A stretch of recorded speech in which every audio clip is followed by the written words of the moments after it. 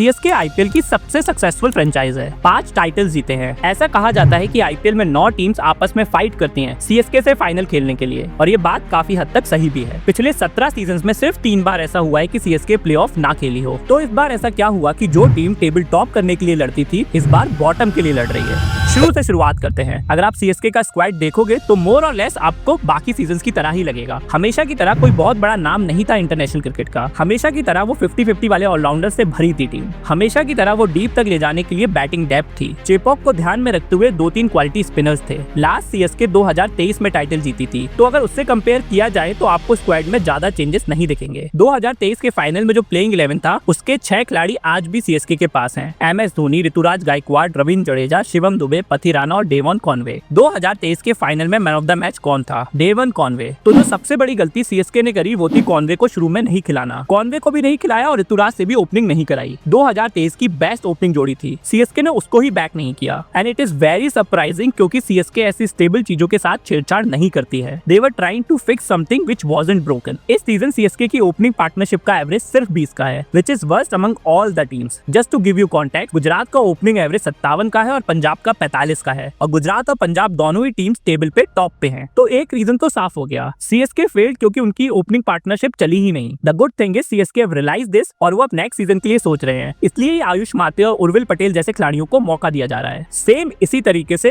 CSK ने ऋतुराज गायकवाड़ को groom किया था 2022 सीजन में। जब सीएसके ने राहुल त्रिपाठी को लिया था, I thought he will fill the void left by Rahane and play at number 3, क्योंकि जब से मिस्टर आईपीएल सुरेश रैना गया है सीएसके सही से उसको रिप्लेस नहीं कर पाई है। रहाणे और आयडू ने मिलकर रैना के गैप को फिल किया था और 2023 में चेन्नई को टाइटल जिताया था। Just because Raidu talks shit in commentary, people forget he was a brilliant batsman and may be one of the main reasons CSK one the title in 2023। I still believe अगर राहुल त्रिपाठी को शुरू से नंबर 3 पे खिलाया होता तो वो इतना बुरा तो परफॉर्म नहीं करता। तो दूसरा रीजन प्लेयर्स को गलत जगह पे खिलाना, that is wrong team combination. पूरा सीजन निकल गया, सीएसके अपना नंबर 4 नहीं ढूंढ पाई। पहले मैच में शिवम दुबे आया था नंबर 4 पे, फिर 2 मैच दीपक हुडा को दिए, फिर 3-4 मैच विजय शंकर को दिए, और अब रविंद्र जडेजा नंबर 4 पे बैटिंग कर रहा है। ये जितने भी खिलाड़ी ट्राई करे, आई डोंट थिंक एक भी सुटेबल था नंबर 4 के लिए। मैंने जब सीएसके का स्क्वाड एनालिसिस किया था, I said CSK should try Rachin Ravindra at number 4। Reason, spin बहुत अच्छी खेलता है, प्लस मिडिल ओवर्स में यू नीड समवन जो डॉट बॉल्स कम खेले। शिवम दुबे, रविंद्र जडेजा, दीपक हुडा, विजय शंकर ये सब बड़े शॉट्स खेल लेते हैं, पर इनका डॉट परसेंटेज काफी ज्यादा रहता है, और जब आप डॉट्स बहुत खेलते हो तो आपके छक्कों की इफेक्टिवनेस कम हो जाती है। रचिन रविंद्र परफेक्ट होता नंबर 4 के लिए मेरे हिसाब से। और जो तीसरा सबसे बड़ा रीजन रहा सीएसके के फेलियर का, वो था रविचंद्रन अश्विन का टोटली आउट ऑफ फॉर्म होना। जब सीएसके ने अश्विन को साइन किया तो ऑल फेल्ट इंक्लूडिंग मी कि it was a match made in heaven. Chennai का ओजी सन लौट रहा था अपने घर, धोनी की लीडरशिप, चेपॉक का स्टेडियम और चेन्नई की क्राउड का साथ, perfect setting for probably the best test cricketer produced by India. और अब जब अश्विन ने इंटरनेशनल क्रिकेट से संन्यास ले लिया था, मुझे लगा था Ashwin will shine in this years IPL, पर शाइन छोड़ो, Ashwin has performed so badly कि हर मैच भी नहीं खिला रहे सीएसके वाले। And given the nature of Ashwin, सबसे ज्यादा हर्ट शायद वो खुद ही होगा इस बात से, और मोस्ट प्रोबेबली शायद अश्विन नेक्स्ट आईपीएल खेले भी ना, क्योंकि he loves numbers and stats and he wouldn't want to ruin his stats even in IPL.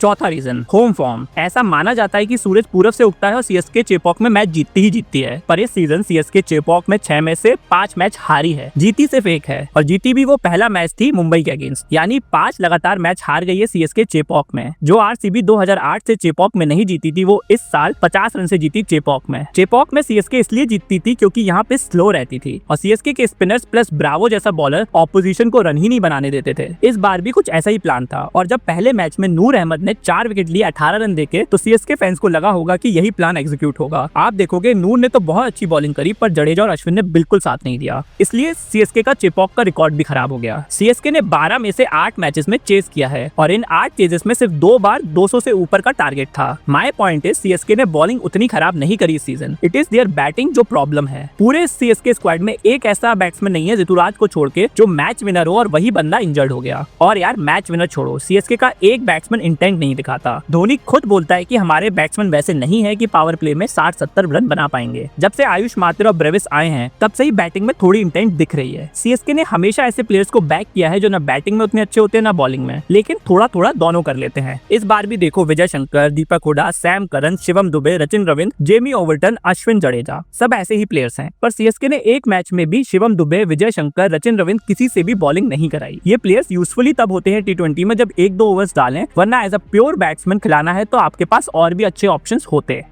अगर ओवरऑल सीएसके की बॉलिंग की बात करें तो I think both the Ahmed stand out. Khaleel ने भी खूब विकेट लिया और नूर ने भी। खलील का वो बस 3 ओवर में 65 रन का दिन भूल जाना चाहिए आरसीबी के अगेंस्ट। बाकी Pathirana has been disappointing. 1-2 match छोड़ के पथिराना ने ना रन बचाए और ना ही विकेट्स लिए। जैसे मैंने पहले कहा, Ravichandran Ashwin is having a season to forget. Ravindra Jadeja is a genius in test cricket, but T20 में 18 करोड़ का तो प्लेयर नहीं है। 12 मैचेस में सिर्फ 8 विकेट, 280 रन बनाए हैं, पर given he plays after 10 over, strike rate 140 से ज्यादा का होना चाहिए था। जडेजा इन T20 can do a lot better. And में बात करते हैं सीएसके के किंग MS धोनी की। No doubt he is a legend certified. As a captain क्या अचीव नहीं किया धोनी ने सीएसके के साथ, पर इस सीजन तो धोनी द कैप्टन भी कुछ कमाल नहीं कर पाया। जब ऋतुराज इंजर्ड हुआ, Dhoni returned as a captain, पर कुछ फर्क नहीं पड़ा। 2 ही मैच जीत पाई सीएसके धोनी के अंडर भी। शुरू में बहुत क्रिटिसिज्म हुआ कि क्या फायदा है धोनी का जब उसको नंबर 8 या नंबर 9 पे ही बैटिंग करनी है। फायदा धोनी के ऊपर बैटिंग करने से भी नहीं हुआ सीएसके को। एक मैच में 11 पे 26 बना के मैन ऑफ द मैच जरूर मिला, पर उस मैच में भी वो खुद बोला कि नूर अहमद डिजर्व करता था मैन ऑफ द मैच का अवार्ड। अब अगर मैं समराइज करूं तो it is a season to forget for CSK fans. Nothing went right for them. Ruturaj की इंजरी, फिर जिस भी प्लेयर को ट्राई किया शुरू में किसी ने परफॉर्म नहीं किया, और फिर जब क्लियर हो गया कि सीएसके क्वालिफाई नहीं करेगी तो धोनी ने कहा we should build for next season, and I think that's what CSK is trying from the last 4-5 matches. They are giving opportunities to young players जो आगे लेके जाएंगे सीएसके को।